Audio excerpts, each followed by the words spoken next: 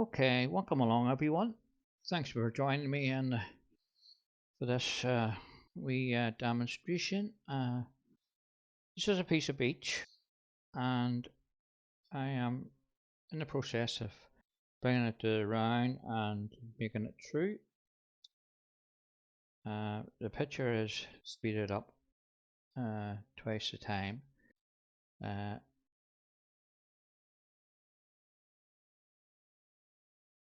I think it's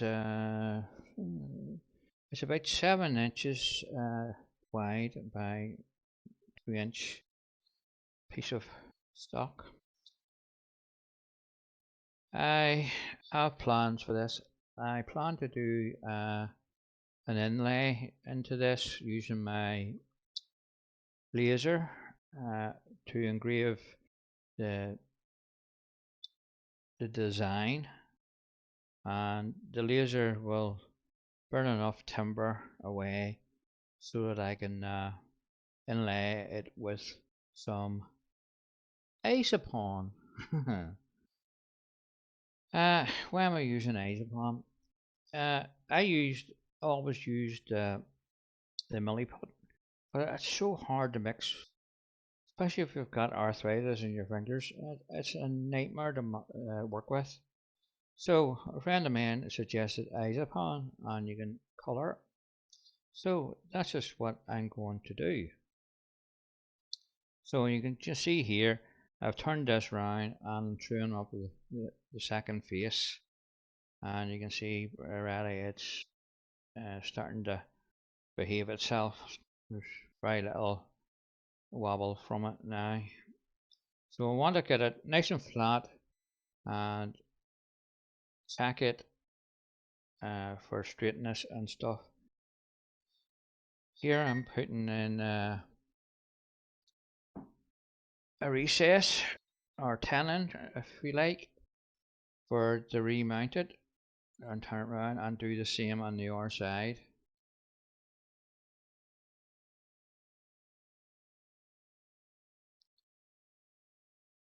Just removing that wee nub, and then it's all nice and flush. I just want to check it with the ruler here. Make sure it's nice and flat. I think it is. So I started this job a couple of days ago, and between the engraving, which took over an hour and 40 minutes to do, it's quite a big engraving. I originally done the small piece of this design in a small bow blank. Wasn't very big. I'm just sitting with it in front of me, and it was just over 5 inches, the wee bow blank I have. So I think this is roughly about 7 inches in width. So I'm just marking the second tenon here, and I'm just checking for squareness with my square. Why am I doing this? I want the blank to be true both on both faces, so when I put it into the machine here for lasering, I can more or less be assured that it'll sit in the circle that I have drawn to the size of the blank. If you have one side that's longer than the other, then you'll have a misalignment of the engraving, and it'll seem off center, or not off center. It'll be off to one side, basically, So I'm making sure it's nice and square in both cases, and it's square to the face of that. So I'm just finishing off with a screw chisel here, removing that wee bit of timber to make it close up that gap. and check it once more. I'm happy enough with that. So next will become there's a thumb up for me there. Right. Next we'll take that into the house, and I have set up in my back room here, spare room, and you can see the laser is going ding dong here, and I don't know if you can see it or not, but it's actually burning away about 6 mil of timber here.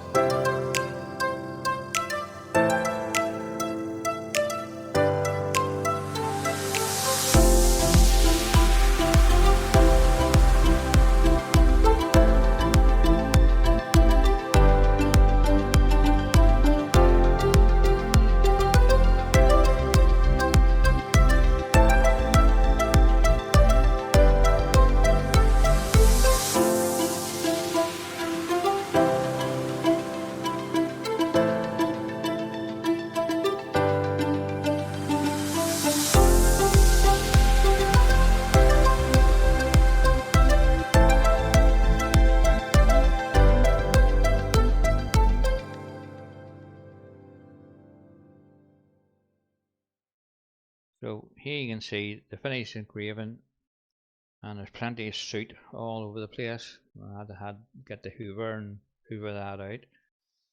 So we're back into the shed, and I've got the bottom facing as you look at it.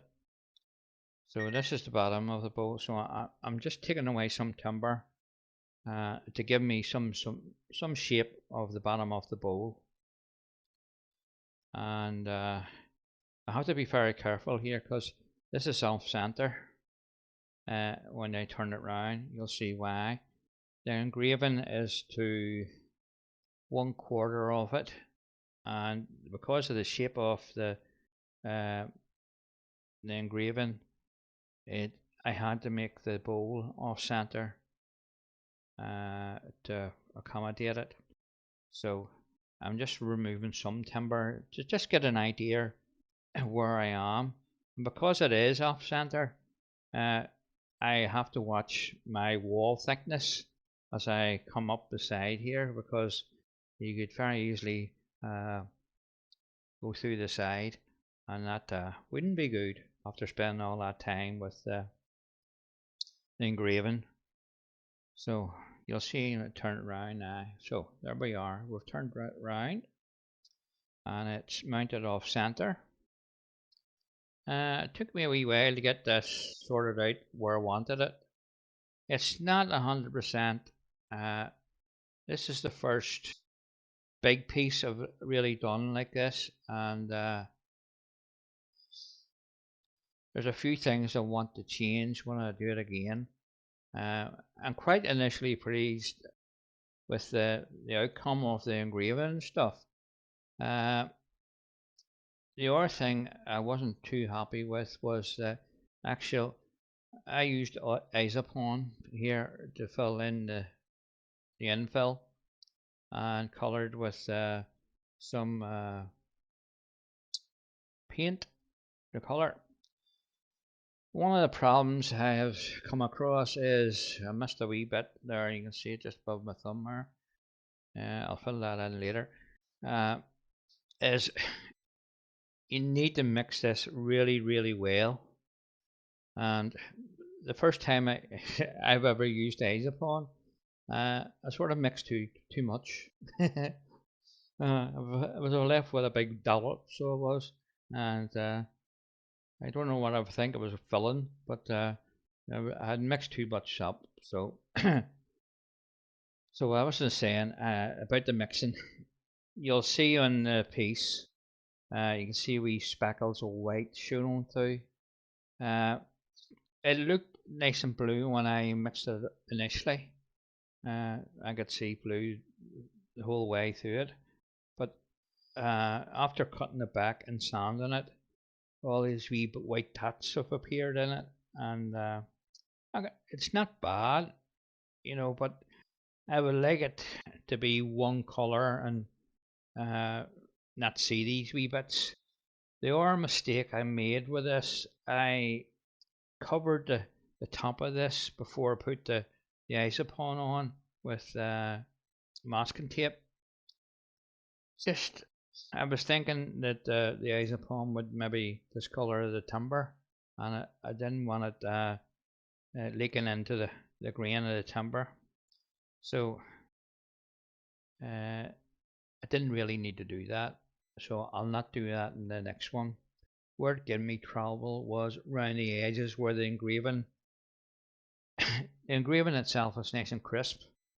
Uh, the burn line is super fine, but with the tape I put on when pushing the isopon into the holes and stuff, it hasn't really got right into where it needed to go, and it left a sort of wee ridge, not a ridge, a wee indication that there's the black line where it was burnt. So I thinking is if I had just put the isopon into the piece as it was, it would have been a lot better. Anyway, I'm just cleaning up the edge there of where the bowl goes in. Quite at my limit here. Couldn't get any more on the size of that because of the shape of this artwork.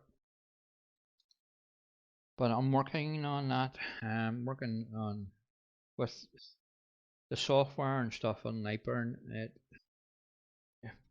being quite new to it's still a learning curve, but I'm getting the hang of it gradually. So you can see I finished the bowl. It's been sanded and polished, and I'm just touching up the rim around the edge.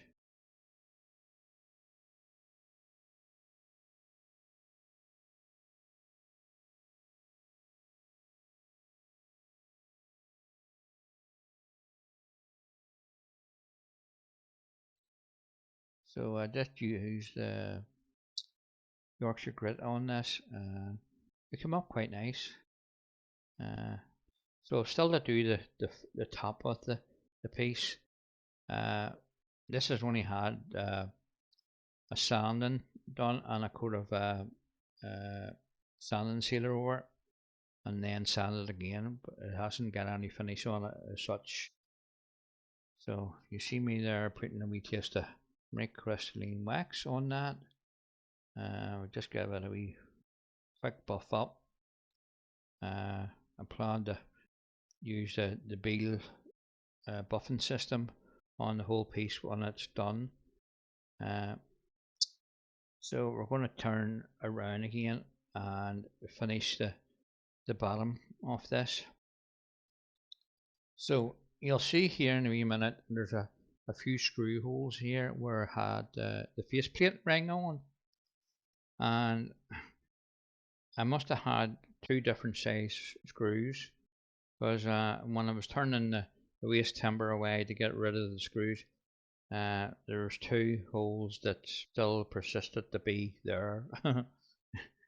They didn't want to disappear, so I was scared of going through the bottom as well, and so at one stage I stop it and turn it around and get my measuring device and to see what depth I'm at.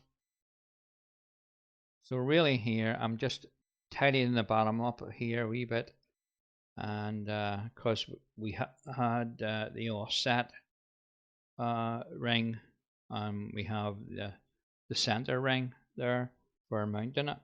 So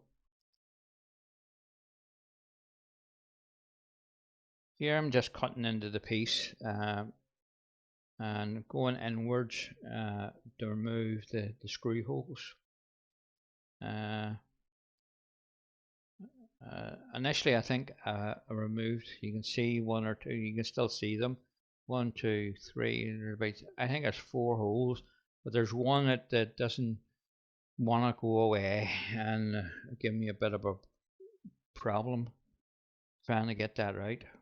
And you can see it there. So what I done was made a bit of a feature out of it so that I could get a wee bit more timber. I didn't want to take the whole timber off the whole piece on the bottom. So I just made a cut on it with my gouge. You'll see it shortly. So I'm turning around here just to see what depth I have and what timber I have left on the bottom. I think I have plenty of timber, but I don't want to end up going through the bottom in this piece because I spent too much time on it, and with the isopon and stuff, you know, it's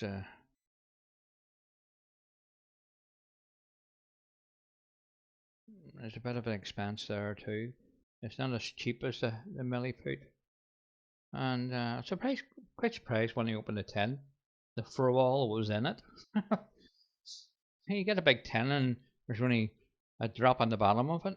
I was a wee bit annoyed with that.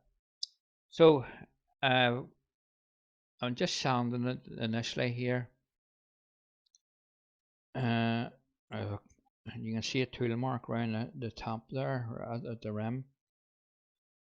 Again, it's another problem with the initial engraving. I was trying to not take too much timber off this and trying not to sand it too much because I would have encroached into the engraving itself. When you look at it, it was very close to the edge. So I'm having to spend a bit of time here with a sandpaper and working on that edge, uh, hoping not to go too far and end up approaching into the engraving itself at the very top. I did manage to get it out with a sandpaper. I didn't want to take a tool to it. Would have been quicker probably taking the tool to it, but as I said, I didn't want to risk it by approaching into the actual engraving itself. And you'll see it when the camera changes around how close it is. There's only about 3 mil of wood before the engraving starts on the outside of the rim at the top. So I'm just having to spend a bit of time and sanding this by hand and making sure I get rid of it. This is a piece of beech, by the way, in case I didn't say that at the start. So I said this is, I've been making this piece for the last 4 days.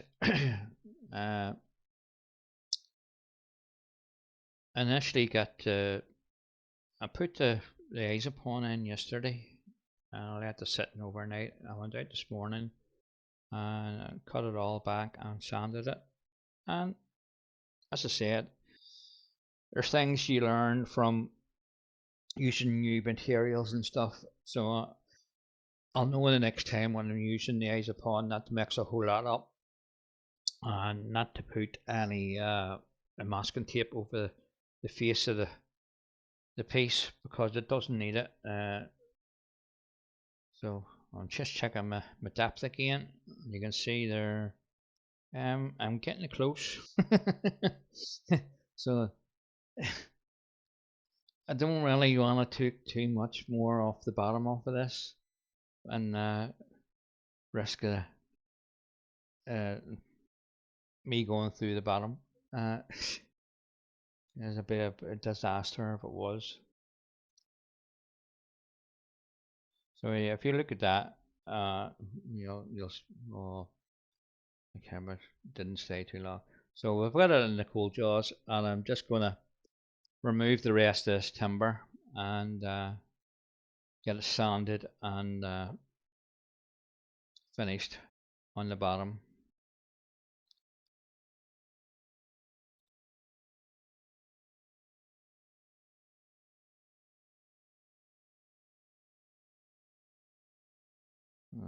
We'll see how many holes I've left now. If I can keep this camera still.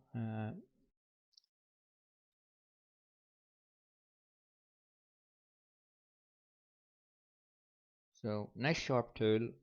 Just taking my time, and we'll stop and have a look at that. You can see that one hole. That must have been the bigger screw.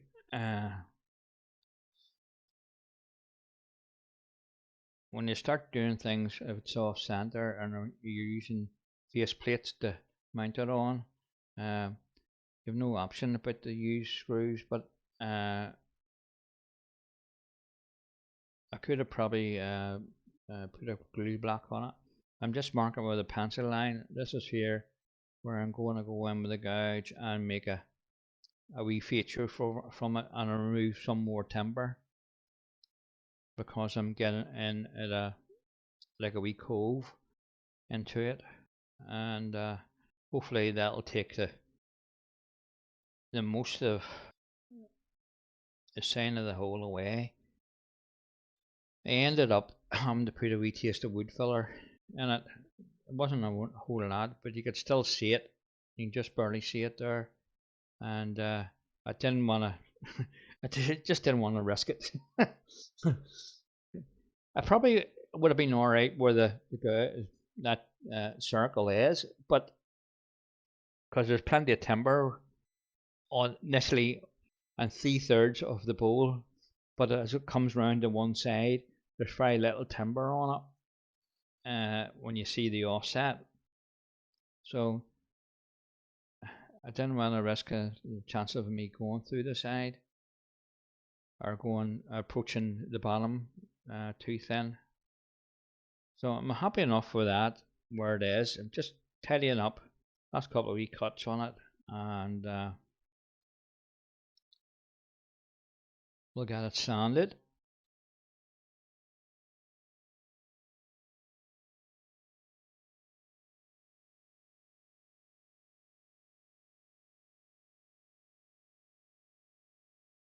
Initially, I wasn't a wee bit skeptical about the isopon, but after seeing it and using it in this piece here, I am I'm very happy with the way it worked out.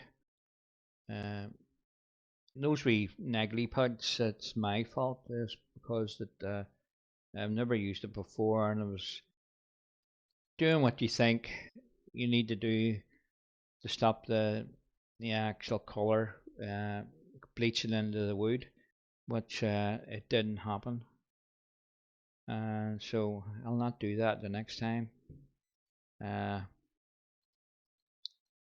I just like the way this engraving went into the bowl, and I think it worked well. Uh, it certainly works well on the wee smaller bowl I done, and I just wanted to try it on a bigger piece.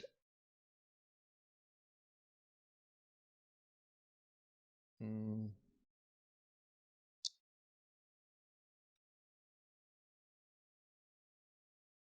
so that's the bowl more or less finished, bar filling the wee hole I missed on the top with the isopon. So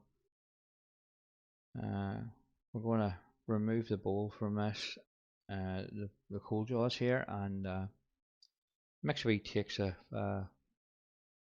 isopon up, and we put a colouring, just getting a bit of a cloth to set it on the bedway so they can set it on it. So I don't know if you can see it, but you can see a couple of wee speckles of white in the blue if you look at it careful. Uh, Initially, I didn't want to do any colouring to it or infill because I went so deep with the engraving. And when I looked at it after the suit was all cleaned off, it didn't look too good because it was too deep. So I'm just getting a wee smidgen of isopon here. For all I need is that wee hole there, just at the bottom there. I don't know how I missed that, because the whole thing was covered in it, and I probably mixed it up too much hardener in it. It's just a liquid acrylic I'm using to colour the ice upon, and you can see the colour is very very vibrant, and it didn't fade or nothing. It's the way I wanted it to be. So we're just going to mix this, and before I put the hardener in, because we piece this small, you'll not get that much time, I don't think, to mix the colour in enough and the hardener. So it's just a wee small bit of the hardener. Give it a good mix, and we'll get it into that wee hole and leave it to set for a few hours.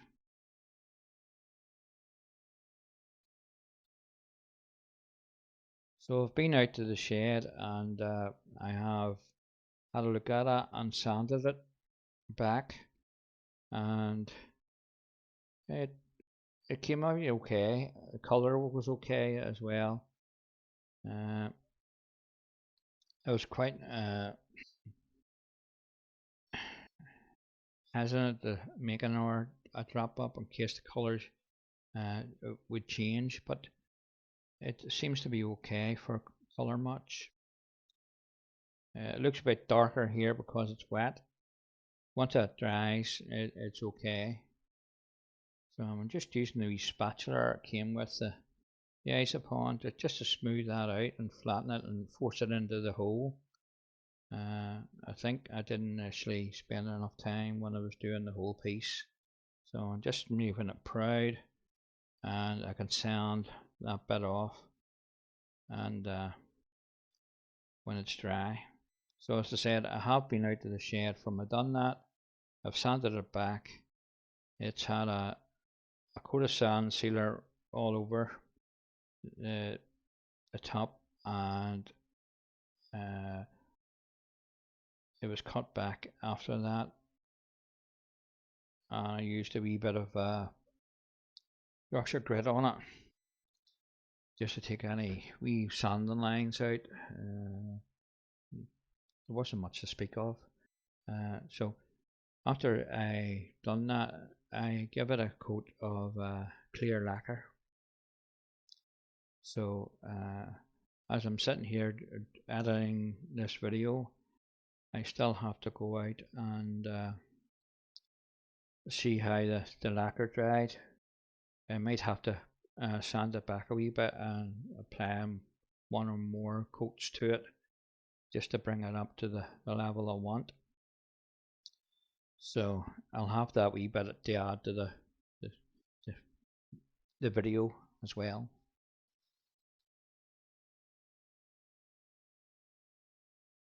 Jed getting a final buff up with the buffing wheel, and just giving it the whole, the bowl itself a nice polish up. It came out better than I thought. Yes, I will try it again and learn from those few mistakes. But initially, I'm quite happy with the bowl, and I think it came out very well. It works well with the beech, with the darker wood. Uh, it also works good just with the black engraving. And just